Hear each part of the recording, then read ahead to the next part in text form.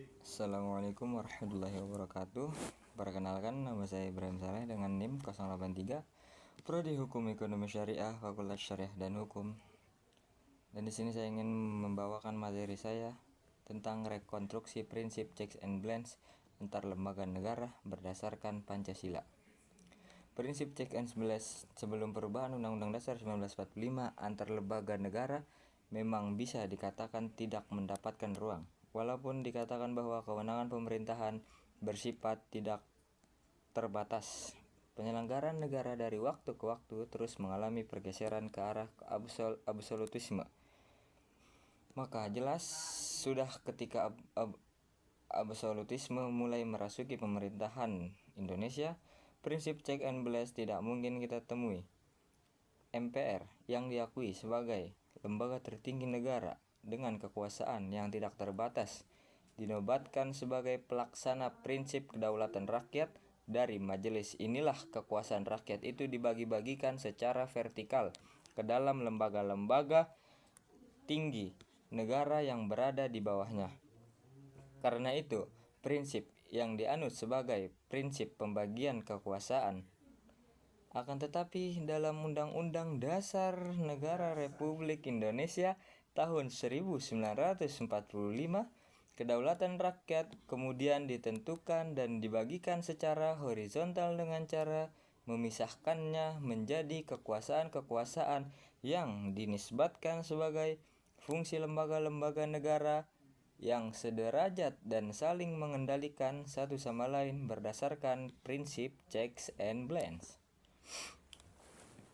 Sejarah ketatanegaraan Indonesia menunjukkan bahwa penyimpangan kekuasaan pada masa lalu secara yuridis disebabkan oleh besarnya kekuasaan presiden yang diberikan oleh UUD 1945 sebelum amandemen.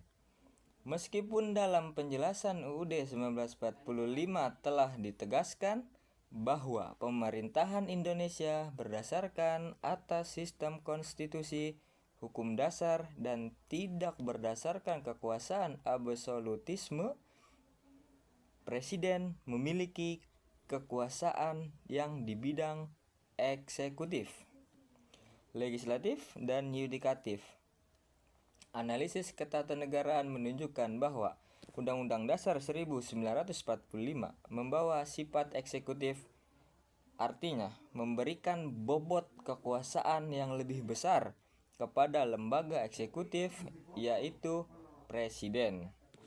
Setelah perubahan Undang-Undang Dasar 1945, sistem ketatanegaraan Indonesia menganut prinsip checks and balance.